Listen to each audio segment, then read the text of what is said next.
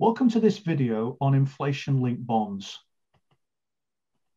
In this short session, our objective is to illustrate how the coupon on an inflation-linked bond is calculated. Having taught inflation for many years, this remains a topic where I perceive there to be a number of misconceptions. Our starting point is arguably the most difficult part, making a distinction between a real and nominal framework. A nominal framework considers only the amount of cash that an investor holds. A real framework looks at what that cash will buy. This is the basis of a key concept. Investors should only care about goods and services that money can buy, not money itself. Inflation-linked bonds pay a real coupon, shown here on the left-hand side, uplifted by realized inflation. The real coupon signals in percentage terms what extra goods and services an investor will be able to afford by deferring consumption until some future date. In this example, we illustrate a long-dated inflation-linked bond issued by the US government.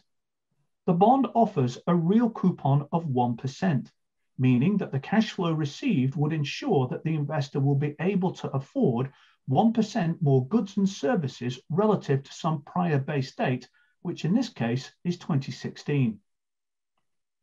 Let us say that a bar of chocolate costs $1, and so buying 100 bars will, of course, cost $100. Suppose that inflation over the next 12 months is 2% per annum. Then each individual bar would cost $1.02, and so the cost to buy 100 bars would be $102.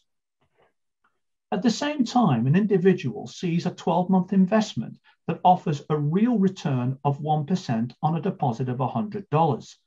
At the end of the investment period, the investor will be repaid a sum of money that allows them to buy 1% more goods and services. If they are interested in buying chocolate bars, then the cash flow they would need to receive from the investment should be enough to buy a total of 101 bars.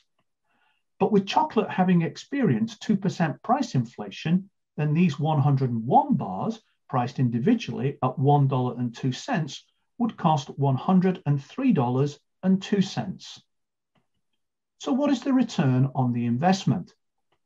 The individual will be repaid their initial investment of $100 plus a 2% uplift for inflation. This is equal to $102. They will also receive a real rate of return of 1%, which in cash flow terms equates to $1.02 per 100 nominal. This is the coupon uplifted by inflation of 2%. So how much would they receive at maturity? $103.02. This is enough to buy 1% more goods and services, as illustrated by the chocolate example. A very common misconception is that the buyer of an inflation-linked bond receives the fixed real coupon plus so-called year-on-year inflation.